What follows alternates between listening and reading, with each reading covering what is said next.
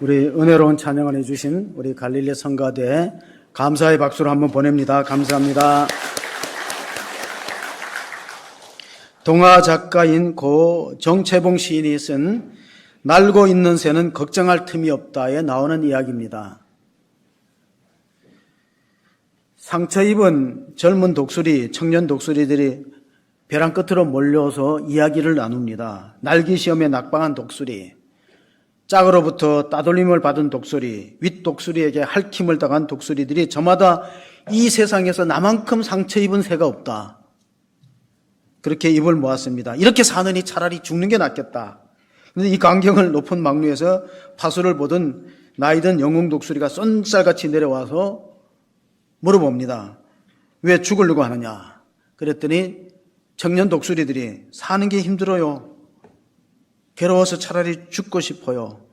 그러자 나이든 영웅 독수리가 나를 한번 봐라 하고 그 날개를 활짝 펼치니까 그 날개에 빗금에 흉터가 보이기 시작합니다. 이건 날다가 소나무 가지에 찍힌 상처고, 이것은 선배 독수리로부터 핥힘을 당한 상처고, 이런 겉으로 드러나는 상처 말고도 내 마음의 빗금의 자국은 헤아릴 수 없이 많다. 그래도 나는 이렇게 살아있지 않는가? 이 세상에서 상처가 없는 새는 태어나자마자 죽은 새밖에 없다. 여러분, 살아가면서 사랑하면은 상처를 입는 것을 우리가 인정하셔야 돼요. 사랑한다는 것은 상처를 입는 거다. 영어 속담에 스카 이즈 스타라는 말이 있어요. 스카는 상처고 스타는 별이에요. 상처가 별이 된다. 그 대표적인 사람이 사도 바울이거든요. 사도 바울은 오늘 갈라디아 교회 편지 보내서 나는 예수의 흔적이 있다. 예수님 때문에 입은 상처가 너무나 많이 있다. 그러나 그것을 부끄러워하지 않는다. 이스라엘 민족들이 바빌론의 포로로 붙들려갔던 역사의 수치가 있어요. 우리나라로 보면 한일 합병이 우리가 부끄러운 해잖아요. 그런데 이스라엘 민족은 바벨론에서 나라를 잃어버리고 절망 가운데 있다가 70년 만에 돌아옵니다. 그때 이사야 선지가 이스라엘 백성을 위로한 말이 이사야 40장 30절 31절에 있습니다. 소년이라도 피곤하며 곤비하며 장장이라도 넘어지며 쓰러지되 같이 읽습니다. 오직 여호와를 앙망하는 자는 새 힘을 얻으리니 독수리가 날개치며 올라간 같을 것이요 다른 박질하여도 곤비하지 아니하겠고 걸어가도 피곤하지 아니하리로다. 여기서 여호와를 앙망한다는 단어는 예배한다는 단어로 바꾸셔도 무방합니다. 오직 여호와를 예배하는 사람은 새 힘을 얻으리니 독수리의 날개침같이 올라갈 것이다. 그런 오늘 예배에 참석한 성도들이 하나님이 주시는 영적 힘으로 비상할 수 있기를 바랍니다. 독수리의 날개침같이 우리나라 사회를 어떤 분이 피로사회다 그래요. 피로사회. 우리 한국 사회가 피로사회다. 피로가 많다. 소년이라도 넘어지며 장정이라도 곤비한데 하나님을 예배하는 사람은 새 힘을 얻는다. 왜냐하면 예수님을 가리켜서 헨리 나우엔이라는 영성신학자는 상처 입은 치유자라고 불렀어요. 예수님이 십자가에 상처가 있잖아요. 그러니까 상처가 있으니까 다른 사람 상처를 위로도 해줄 수 있고, 그리고 소망도 줄 수 있다. 치유도 할 수 있다. 그 바울이 그런 경우입니다. 오늘 갈라디아서 6장 17절에 바울의 고백을 같이 읽습니다. 이후로는 누구든지 나를 괴롭게 하지 말라. 내가 내 몸에 예수의 흔적을 지니고 있노라. 흔적이라는 게 스티그마라는 단어를 쓰는데, 스티그마라는 단어에서 영어 스티커가 왔다 그래요. 상처를 헬라 말로, 그리스 말로는 트라우마트라는데, 그거 트라우마란 말이 그래서 생긴 거죠. 제가 고등학교 다닐 때 그 여름 되면 교복 하복을 입는데 제 동기생이 하복을 자꾸 안 입으려고 그래요. 가만히 보니까 팔꿈치에 그 어릴 때 다쳤어요. 그래갖고 좀 모양이 이상하니까 그 여학생들한테 그거 보이기 싫어갖고 하복을 입는 걸 아주 싫어하더라고요. 그래서 이 친구가 자기 흉터를 여학생들한테 보이기 싫어하구나. 그런 흔적이 있는 거예요. 여러분 몸에 다 흉터 없는 사람 없죠. 저도 뭐 수술 자국이 있는데 흉터가 다 있다는 거예요. 근데 사도 바울은 내가 예수의 흔적을 지니고 있다. 왜 이 흔적이는 뭐냐 하면은 이거는 부끄러운 게 아니다. 왜 내가 복음을 전하다가 핍박받고 고난당하고 감옥에도 수없이 가고 40에 하나 감염매를 5차례로 맞고 그런 것들이 어떻게 보면 바울에게 훈장이 될 수 있다는 거예요. 예수님이 팔복을 말씀하시다가 마지막 복이 뭔지 아세요? 첫 번째 복은 심령이 가난한 자는 복이 있나니 천국이 저희 것이며, 마지막 8번째 복, 클라이맥스, 절정은 의를 위하여 핍박받는 자는 복이 있나니 천국이 저희 것이며, 누구든지 나를 인하여 욕하고 비방하고 박해하고 그런 사람 복이 있다는, 교회 봉사하다가 오해받고 상처 입고 그런 사람 복이 있다는 거야. 하늘의 상이 뭐라고요? 하늘의 상이 크다는 거예요. 그게 흔적이에요. 스티그마. 교회 생활하다 보면은 봉사하는데 오해를 받기도 하죠. 나는 열심히 했는데 알아주지도 않고. 그러면 그것이 하늘의 상이 크다. 그 흔적이 된다는 겁니다. 사도 바울은 얼마나 복음을 전하다가 고생했냐면요. 고린도서 1장 8절 9절을 보시면은요. 형제들아, 우리가 아시아에서 당한 환난을 너희가 모르기를 원하지 아니하느니 힘에 겹도록 심한 고난을 당하며 살 소망까지 끊어지고 우리는 우리 자신이 사형 선고 받은 줄 알았으니 이는 우리로 자기를 의지하지 말고 오직 죽은 자를 다시 살리시는 하나님만 의지하게 하려 하십니다. 자, 삶의 막다른 골목에 부딪혀서 살 소망이 없으면 누구를 의지해야 돼요? 하나님만 의지하는.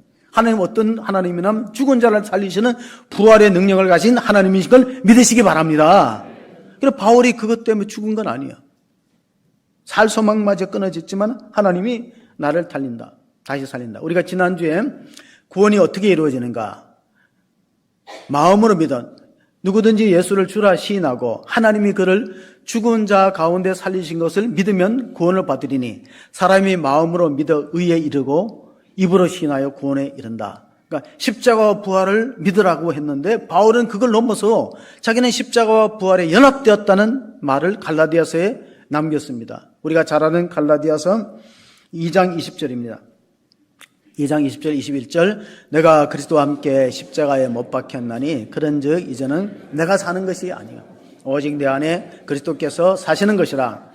이제 내가 육체 가운데 사는 것은 나를 사랑하사 나를 위하여 자기 자신을 버리신 하나님의 아들을 믿는 믿음 안에 사는 것이라. 내가 하나님의 은혜를 피하지 아니하노니 만일 의롭게 되는 것이 율법으로 말미암으면 그리스도께서 헛되이 죽으셨느니라. 자, 갈라디아 교회에 왜 편지를 보냈는가? 이유가 있어요.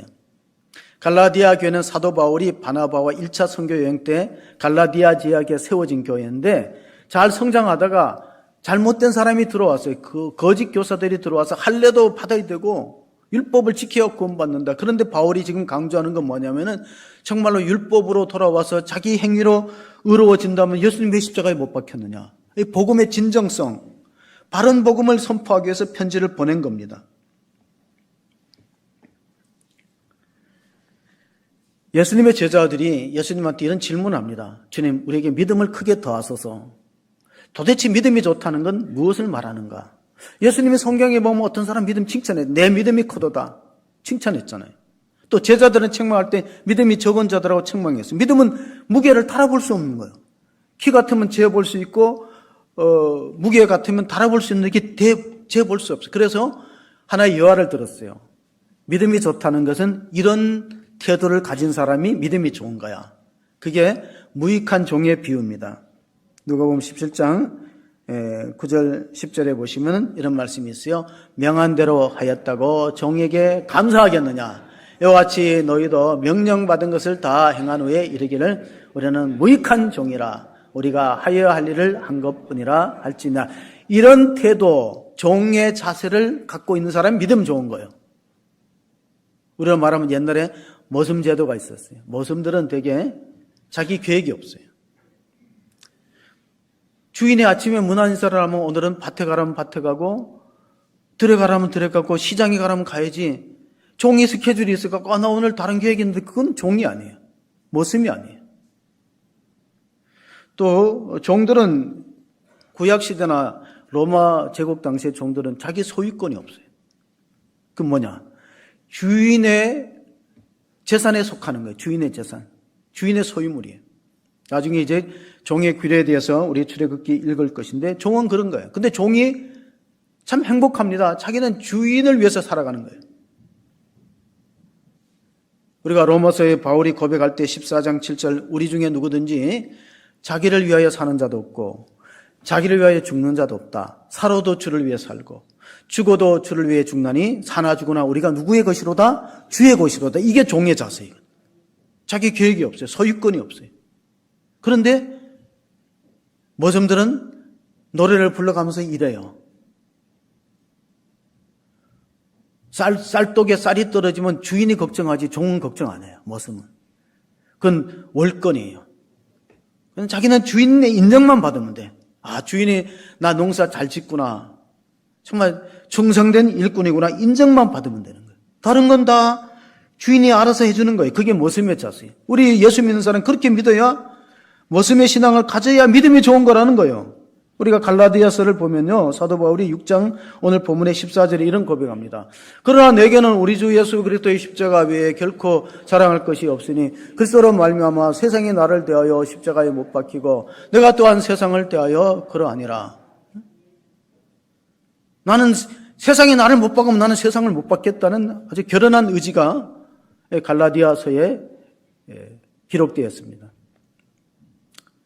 기독교 2000년 역사에서 설교를 잘하는 뛰어난 인물 중에 하나가 존 크레소스톰이라는 사람이 있는데 초대 교부입니다. 이게 그 에베소 교회를 목회했다고도 알려지고 있는데 별명이 황금의 입술이에요.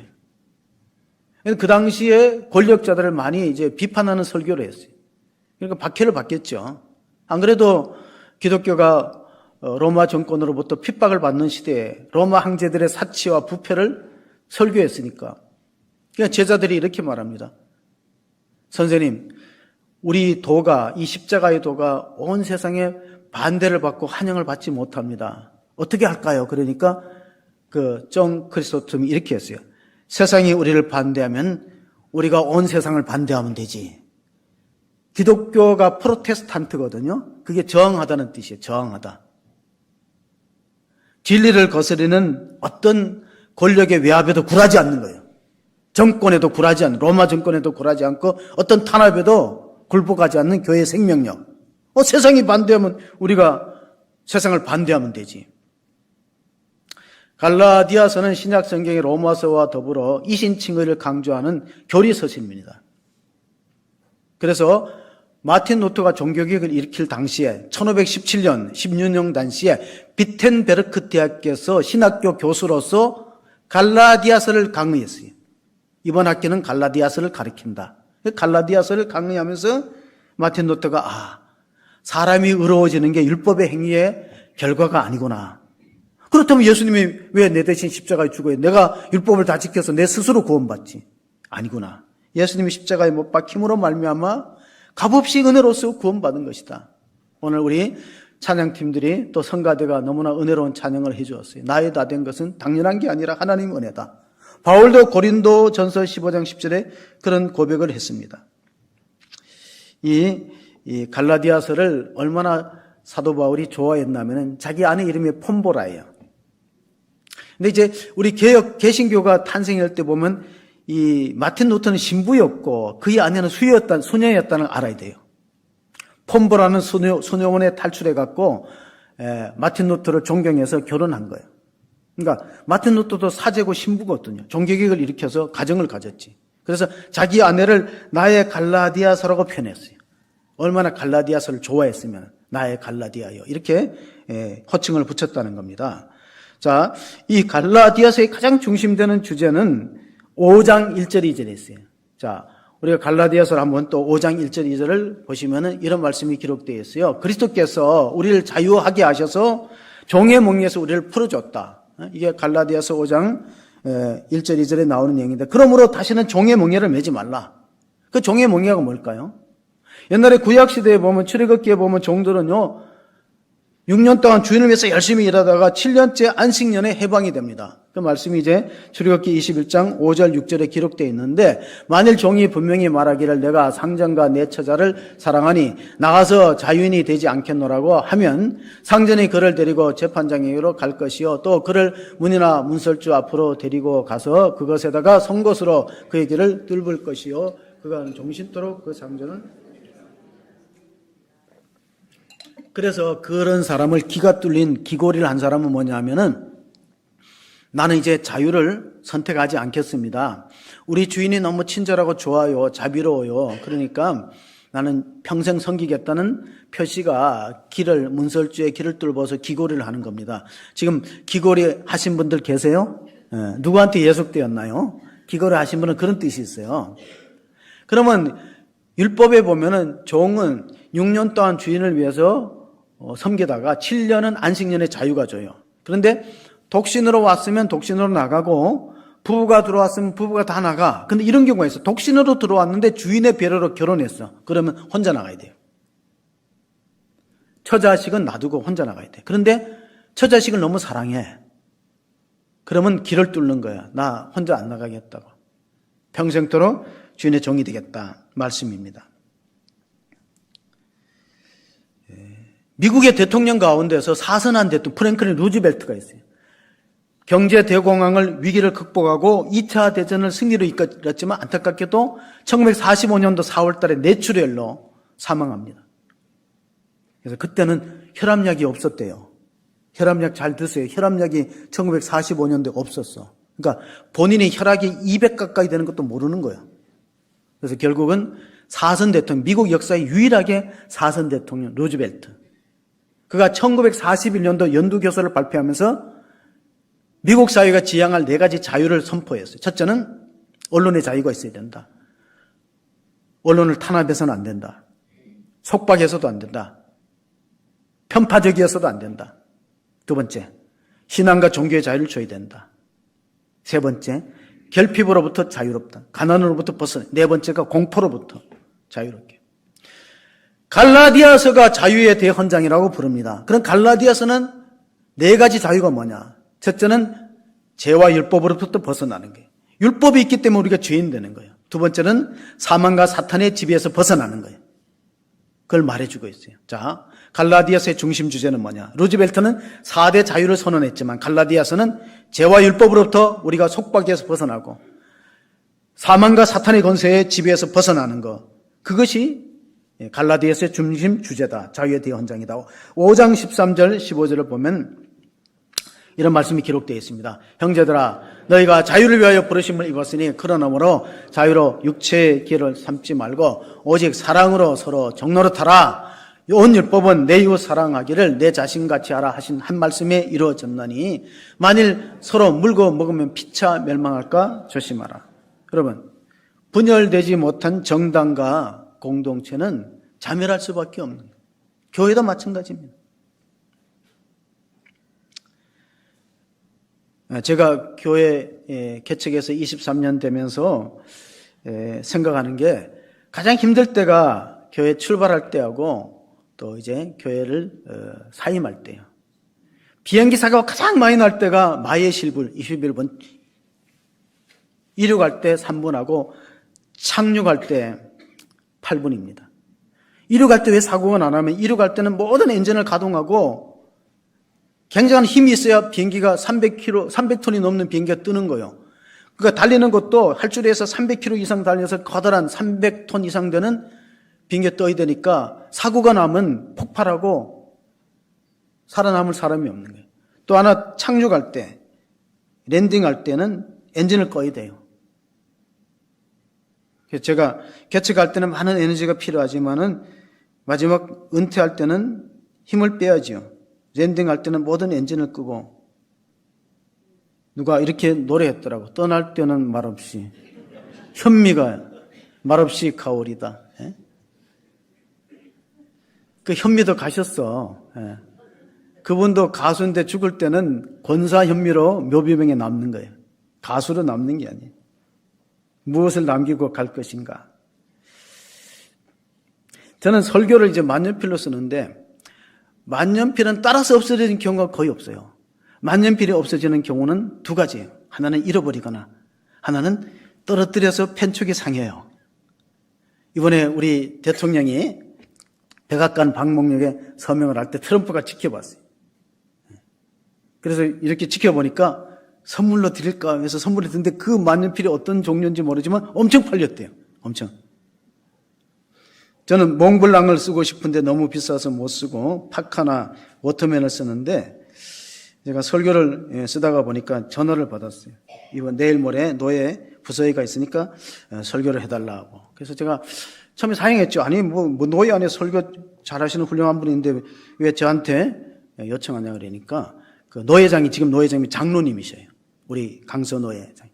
아니, 목사님 은퇴한다는 소식을 듣고, 그래서 지금 좀 한번 말씀해 주십사 해서 제가 가겠다면서, 왜 저를 불렀을까, 그런 생각을 해봐요. 근데 우리 노예에서는 제가 모임에 잘 안 가는 거로 알려졌어요. 저는 오직 목회와 교회밖에 모른다. 족구대회도 잘 안 가고, 축구하는 데도 안 가고, 야유회도 안 가고, 사우나도 안 가고, 거의 다 안 가. 왜? 나는 능력이 부족하니까 교회에 올인해야지. 능력이 많은 사람은 노예 일도 하고, 교회 일도 하고, 겸해서 하지만 나는 한계가 있으니까, 교회 일만 해야 되니까, 안 가는 걸로 다 알고, 어떤 감투 쓰는 것에 전혀 관심 없고, 노회장, 시찰장, 그런 정치에 관심 없고, 누구에게 아부하거나 줄을 서서 학연지연 따지지 않고, 오직, 말씀만, 이제 공부하는 목회자다. 이렇게 지금 알려지니까 아마 설교를 부탁한 것 같습니다. 가서 이렇게 말하려고 합니다. 목사님들한테 노예 부서에 가면 첫째, 목사님의 자산은 건강입니다. 왜냐하면 목회자들이 재산이 있겠어요. 건강이 첫째다.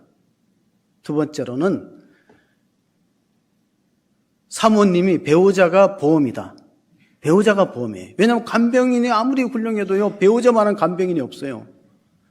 누가 보험이라고? 여러분의 배우자가 보험인 걸 믿으시기 바랍니다.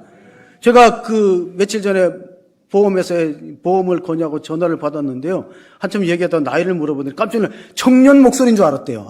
그래요. 제가 이게 보험회사 직원이니까 나한테 이렇게 아부하는 거겠지. 근데 나는 기분이 좋더라고. 여자분이 아이고 청년 목소리예요 그러더라고. 여러분들 알아주셨으면 좋겠어.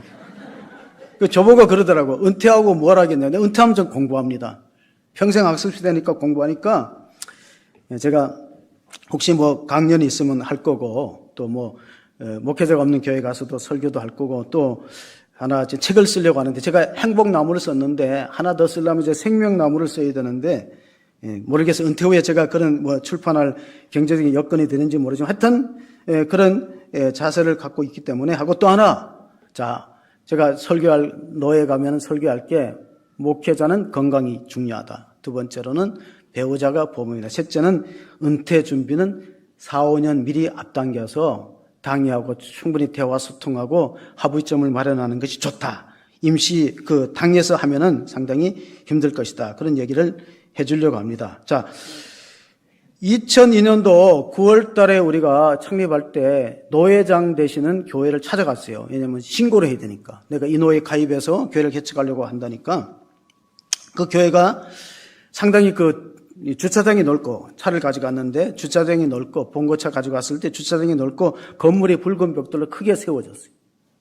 그리고 노회장 목사님과 사모님이 우리를 이렇게 쭉 듣고 수고했다고 잘 하시라고 하는데 나중에 집사람을 통해서 들으니까 그 사모님이 이런 말 하더라도 아이고 그 나이에 개척을 어떻게 하려고 하고 불쌍히 여기는 마음으로 그 나이에 개척을 어떻게 하려고 그래서 아마 우리를 이렇게 본 것 같아요. 그냥 나이도 많아 보이고 또 키도 작고 왜소하니까 아마 이력서를 내갖고는 어느 교회 청빙이 안 될 것 같아. 그러니까 개척하는 모양이다. 그런 판단한 것 같아. 사실 그 말은 맞아요. 저는 부교육자 이력서를 냈지만 담임 목사 이력서 한 번도 낸 적이 없어요. 왜냐하면 안 될 걸 알기 때문에. 안 될 걸 알기 때문에 스펙도 없고 안 될 걸 알기 때문에 이력서 한 번도 낸 적이 없어. 그러니까 노회장 목사님과 사모님이 우리를 그렇게 불쌍히 여겼어요. 37평 상가 4층에 개척한다네. 근데 그 교회가 어떻게 됐는가? 이름은 안 밝혔는데 그 교회 다른 교단이 넘어갔어요. 매각됐어요. 그리고 목회자도 교회 이름도 바꿨어요. 그래서 참 제가 이제 기도하는 제목이 뭐냐면은 기독교 역사에 교회가 세워졌다가 한때는 찬란한 영광으로 빛나는 교회가 없어진 경우가 많기 때문에 이런 교회가 있다. 고린도 교회를 보면요. 나중에 이제 고린도 교회 성지순례 가면 고린도 교회 가면 들어가면 왼편에 역대 교역자 명단이 나와요. 역대 교역자. 근데 1대가 누구냐? 여러분, 고린도 교회를 누가 개척했어요? 사도 바울. 1대 사도 바울인데 지금 89대예요. 그런 교회가 돼야 된다. 사도 바울이 개척한 고린도 교회에 들어가면 그 대리석 현관 옆에 벽면에 커다랗게 붙여있는 현판에 보면은 1대 사도 바울. 쭉 해서 지금 89대고 밑에 90대, 91대, 91대 빈난이 있더라고. 여러분, 호수중앙교회가 그런 교회가 될 수 있기를 바랍니다. 교회가 계속해서 하나님 나라의 복음을 전하고 선교하는 이 사명을 감당해야지. 중간에 여러 가지 이런저런 문제에 의해서 소멸되는 교회가 되어서는 안 된다. 그러면 교회가 여태까지 올 때까지는 물론 하나님 은혜가 컸고 성도들의 헌신이 컸어요. 그걸 이제 갈라디아 교회의 사도 바울이 이렇게 고백합니다. 갈라디아 교회 갈라디아 4장 14절 15절에 보면은 사도 바울이 갈라디아 교회를 칭찬할 때 한번 읽어보겠습니다. 갈라디아서 4장 14절 15절 있습니다. 너희를 시험하는 것이 내 속에 있을 때 이것이 너희가 업신여기지도 아니하며 버리지도 아니하고 오직 나를 하나님의 천사와 같이 또는 그리스도 예수와 같이 영접하였도다. 너희의 복이 지금 어디 있느냐? 내가 너희에게 증언하느니 너희가 할 수만 있었더라면 너희의 눈이라도 빼어 나에게 주었으리라. 그러니까 갈라디아 교회는 그런 헌신되는, 바울을 위해서라면 자기 신체 일부라도 기증할 수 있는 그런 헌신된 교인이 있었기 때문에 성장한 겁니다. 우리 교회가 2008년도 6월 달에 입당했을 때 조금 전에 했던 노회장 목사님 사모님 와서 깜짝 놀라면서 이건 하나님이 하신 일이다. 이건 기적이다. 그들의 입술로 말했어요. 제가 한 게 아니고. 그러니까 하나님의 은혜가 있었지만은 성도들의 헌신이 있어서 여기까지 왔기 때문에 바울은 테골라 행전에 보면은 얼굴이 별로 잘생기지 않았다고 나와요. 테골라 행전에 바울의 외모에 대해서 이렇게 밝혔어요. 그는 키가 작고 안짱다리였고 대머리에다가 매부리 코를 지녔다. 그러나 그 모습은 얼핏 보면 천사와 같아. 그래서 하나님의 일꾼을 선정할 때 가장 중요한 건 외모를 보는 게 아닙니다. 사무엘상 16장 7절에 보시면은 이런 말씀이 있습니다. 여호와께서 사무엘에게 이르시되 그의 용모와 키를 보지 말라. 내가 이미 그를 버렸노라. 내가 보는 것은 사람과 같이 아니하니 사람은 외모를 보거니와 나 여호와는 중심을 보느니라 하시더라. 이스라엘의 첫 번째 왕을 세우는 게 실패했어요. 그러니까 인사는 굉장히 중요합니다. 첫 번째 왕 사울은 실패해요. 교만합니다. 키도 크고 잘생겼어요. 자기 중심이고 제사장의 말 안 듣습니다. 선자의 말도 외면합니다. 자기 고집대로 하다가 나라가 블레셋에서 피하고 어려워졌어요. 그래서 두 번째 왕을 선택할 때 이새의 집에서 이새의 형제들을 뽑는데 엘리압이 와서 기름 부려니까 하나님께서 말렸어요. 키와 용모를 보지 말라. 사람은 외모를 보지만은 스펙을 보지만은 나는 여호와는 하나님은 중심을 본다. 그래서 결국은 이제 다윗이 기름 부어 세워지는데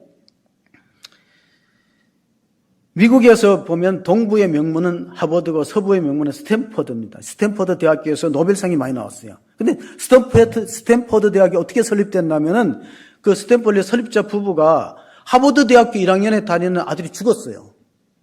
교통사고인지 익사사고인지 죽었으니까 총장을 만납니다. 하버드 대학교 총장에 가서 우리 아들이 재학생인데 사고로 목숨을 잃었다.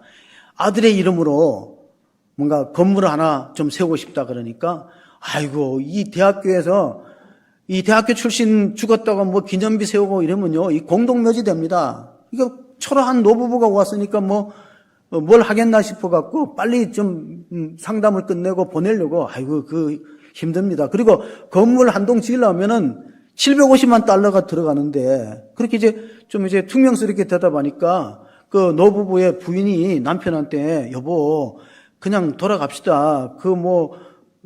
이 정도면은 우리가 가서 세우는 것도 괜찮지 않냐. 그래서 이 서부에서 세워진 대학이 명문대학이 스탠포드예요. 그 아들이 죽었던 것을 기념해서 그래서 그 대학을 얼마나 많이 돈이 들겠어요. 그 땅하고 건물하고. 근데 그 부부가 엄청난 부부인데 외모만 보고 초라한 옷차림을 보고 거절해갖고 나중에 이제 하버드 대학교에서 알고 교훈을 남겼대요. 사람 절대 외모로 보지 말라. 우리가 큰 실수했다. 우리 대학에서 큰 실수해서 놓쳤다. 그 내용이 전해지고 있습니다. 빌립보서의 사도 바울이 오늘 바울은 자기 몸에 예수의 흔적을 지니고 자기는 주님이 영광을 받으면 주님이 높아지면 나는 상관없다. 나는 모욕을 당해도 되고 수치를 당해도 되고 내 몸을 통해서 그리스도만 존귀되면 된다. 이런 자세를 갖고 복음을 전했습니다. 빌립보서 1장 20절 21절에 보시면 나의 간절한 기대와 소망을 따라 아무 일이든지 부끄러워하지 아니하고 지금도 전과 같이 온전히 담대하여 살든지 죽든지 내 몸에서 그리스도가 존귀하게 되게 하려 하나니 이는 내게 사는 것이 그리스도니 죽는 것도 유익함이라. 내 몸에서 그리스도가 영광을 받고 하나님만 높아지면 나는 상관없다. 그런 겸손한 태도를 가지고 사역을 했습니다. 우리는 교회 생활하다가 누가 나를 좀 오해하고 무시하면은 마음이 상하고 내 감정과 내 뜻대로 해야 될 때가 많기 때문에 오늘 고린도 교회 안에 들어온 가장 시급한 문제는요, 바울이 떠나고 나서요. 바울이 개척에서 목회했을 때 문제가 없었는데 떠나고 나서 잘못된 거짓 교사들이 와서 다른 복음을 전합니다. 그래서 갈라디아서를 읽어보면 바른 복음이 있고 다른 복음이 있어요. 그러면 다른 복음은 뭐냐? 다시 할례를 받고 율법을 지켜서 의로워진다는 구약으로 돌아가고 유대교로 돌아가는 움직임을 바울은 결연하게 차단하는 거예요. 만약에 갈라디아서가 없었더라면요, 기독교가 유대교의 한 종파가 되는 거예요. 근데 갈라디아 사람들에게 바울이 이렇게 외칩니다. 3장 1절 3절에 보시면은 어리석도다 갈라디아 사람들아, 예수 그리스도께서 십자가에 못 박히신 것이 너희 눈앞에 밝히 보이거늘 누가 너희를 꾀도냐? 내가 너희에게 다만 이것을 알려 하노니 너희가 성령을 받은 것이 율법의 행위로냐 혹은 듣고 믿음으로냐? 너희가 이같이 어리석으냐? 성령으로 시작했다가 이제 육체로 마치겠느냐? 처음에는 성령으로 믿음으로 거듭났고 예수님이 나의 구원자다 하다가 또 교회 생활하다가 잘못된 그런 선지자가 들어오니까 또 이상하게 율법으로 돌아가는 것을 바울이 지적한 것입니다. 그래서 가정이나 교회나 사람 잘 들어오는 것만큼 축복이 없어요. 오늘 우리가 이제 결혼 앞두고 있는 우리 젊은이들도 계시지만은 좋은 사익감, 좋은 며느리 얼마나 가정의 복이에요. 교회도 마찬가지예요. 사람 잘 들어오는 것보다 큰 복이 없다. 제가 축구를 뭐 할 줄은 몰라도 보는 걸 좋아해서 오늘 미국의 2대0으로 이겼다. 아주 그 평가전에서 너무 기분이 좋아요. 그 왜냐하면 손흥민이 있어서 그래요. 손흥민이가 영국 토트넘에서 미국으로 왔잖아요. 근데 이게 왜 중요하냐면요, 교포가 가장 많은 나라가 미국이거든요. 이번 조지아에서 경기했지만은 LA 같은 데 교포가 얼마나 많아요. 그러니까 이 손흥민 선수가 잘하니까 미국의 교민들이 기가 사는 거야. 그리고 이번에 많이 들어왔잖아요. 관람객도 많이 들어와서. 손흥민 선수가 주장이 돼갖고 완장을 차고 첫 골을 넣고 두 번째로는 앞에서 수비들이 막으니까 옆으로 토스하니까 어시스트해서 또 한 사람이 넣었어요. 우리나라가 피파 순위로 미국보다가 떨어지죠. 우리가 떨어져요. 이것도 놀라운 일이고 11명이 축구하지만은 주장이 누구냐?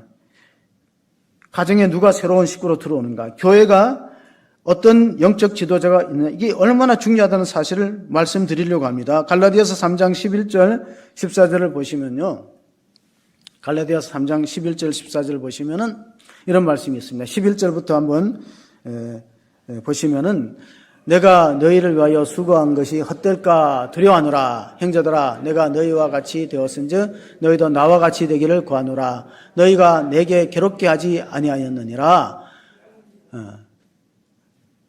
그리고 또 우리가 계속해서 읽어봅니다. 12절부터 쭉 읽어봅니다. 내가 처음에 육체의 약함으로 말미암아 너희에게 복음을 전한 것을 너희가 아는 바라.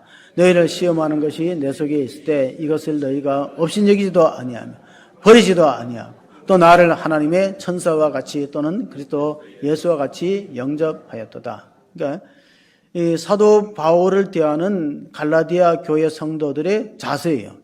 그 주의 종을 대하는 성도들의 자세가 어떠하냐에 따라서 하나님이 좋은 일꾼을 보내주시기도 해요. 우리가 준비되지 않으면 준비되지 않은 지도자가 오고, 우리가 정말 겸손하고 하나님이 보내신 지도자를 위해서 기도하면 또 준비된 기도자를 보내는 것이, 이것이 바로 하나님의 섭니다 하는 걸 기억한다면 우리가 뿌린 대로 거둔다는 말씀이 있어요. 뿌린 대로 거둔다는 말씀이 있는데 그 말씀이 우리가 갈라디아서 6장 6절 8절에 보면 이렇게 돼 있어요. 갈라디아서 6장 6절에 가르침을 받는 자는 말씀을 가르치는 자와 모든 좋은 것을 함께하라. 스스로 속이지 말라. 하나님은 업신여김을 받지 아니하시나니 사람이 무엇으로 심든지 그대로 거두리라. 자기의 육체를 위하여 심는 자는 육체로부터 썩어진 것을 거두고 성령을 위하여 심는 자는 성령으로부터 영생을 거두리라. 바울이 갈라디아 교회 계속해서 강조하는 내용이 뭡니까? 왜 육체로 성령으로 시작했다가 육체로 마치느냐? 믿음으로 시작했다가 율법으로 다시 돌아가는가? 그래서 다른 사람한테 멍에를 지우는 거예요. 율법의 멍에 할례 받아야 된다. 이방인들도 할례 받아야 구원받는다. 모세 율법을 지켜야 된다. 그러면 십자가는 헛되이 되는 거예요. 우리가 십자가로 하나님의 은혜로 믿음으로 구원받았으면 끝까지 성령을 의지하고 성령의 인도를 따라서 거룩하게 살아가는 그런 수고가 필요하기 때문에 그런 수고를 바울은 해산의 수고라고 표현합니다. 갈라디아서 4장 19절 20절에 보면 해산의 수고가 있어. 나의 자녀들아 너희 속에 그리스도의 형상이 이르기까지 다시 너희를 위하여 해산하는 수고를 하노니 이제 내가 이제라도 너희와 함께 있어 내 언성을 높이라 함은 너희에 대하여 의욕이 있음이라. 자, 바울은 지금 떨어져 있어요. 자기가 1차 선교여행 때 갈라디아 교회를 개척하고 소문에 들어오니까 교회가 이상한 방향으로 간다, 율법주의로 간다는 소문을 듣고 편지를 보낸 겁니다. 그러면서 다시 바로잡는 거, 바른 복음이다. 내가 전한 복음 위에, 십자가의 부활의 복음 위에 다른 것처럼 하나님께서 그 공동체에 저주가 임할 것이다 하면서 경계합니다. 이단이 들어오고 잘못된 지도자가 들어와서 교회를 흩어버리지 않게 만들어버리려는 바울의 높아심이 잘 담겨 있기 때문에 우리가 해산의 수고를 한다는 것은 육신의 자녀를 낳는다는 뜻이 아니라 영적으로 성장한 자녀를 낳기 때문에 이런 지도자를 위해서 우리가 합심하여 기도할 필요가 있는데 여기서 보면은 갈라디아서 6장 6절에 보면 말씀을 가르치는 자와 받는 자가 서로 좋은 것을 나누라 그랬어요. 그러니까 이거는 가르침을 받는 자는 성도고 가르치는 자는 목회자예요. 이 관계가 얼마나 중요합니까? 대부분이 이제 그 교회에 지원하는 목회자들은요, 이걸 봐요. 1대 목사님이 어떻게 존중받았는가. 그걸 봐요. 그렇게 되면은 2대는 그보다 못하게 존중을 받을 것이라는 생각이 기본적으로 깔려 있어요. 그래서 우리가 그런 걸 생각한다면은 어떻게 우리가 교회를 세워가야 되는가. 필립 브룩스라는 미국의 설교자가 이렇게 말했어요. 설교는 인격을 통하여 전달되는 하나님의 진리다. 그런데 마틴 로이드 존슨은 설교가 준비되기보다가 설교자가 준비되어야 된다. 아주 중요한 명언입니다. 설교가 준비되는 게 중요한 게 아니에요. 왜냐하면 한 번 정도의 설교는요, 누구나 다 잘할 수 있어요. 한 번 정도의 목회자라면. 설교가 준비되는 것보다 설교자가 어떤 사람이냐, 설교자를 준비하는 것이 굉장히 중요하다.